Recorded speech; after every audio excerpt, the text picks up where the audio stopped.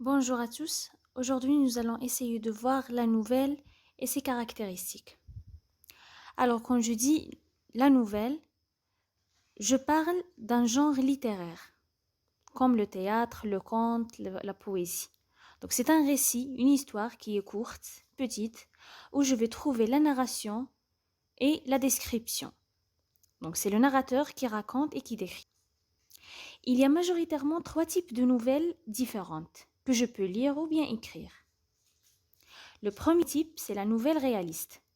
La nouvelle réaliste raconte souvent donc des événements, des actions de société.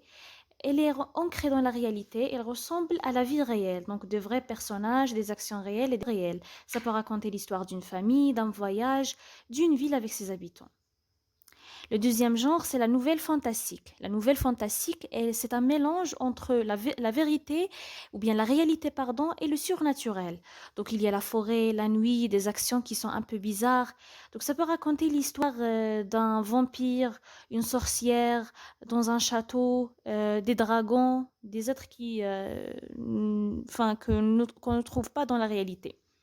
Et il y a la nouvelle policière qui raconte l'histoire d'un crime. Donc souvent c'est un vol ou bien meurtre ou bien un truc comme ça. Et parfois le narrateur est un témoin de la scène.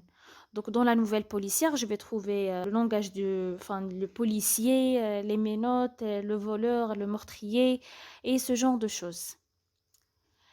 Voilà, donc je vais vous laisser demain, Inch'Allah, un lien pour des exercices où je vais vous raconter le résumé de chacune de ces nouvelles que vous avez devant vous, donc la parure, le Horla et Sherlock Holmes de Conan Doyle.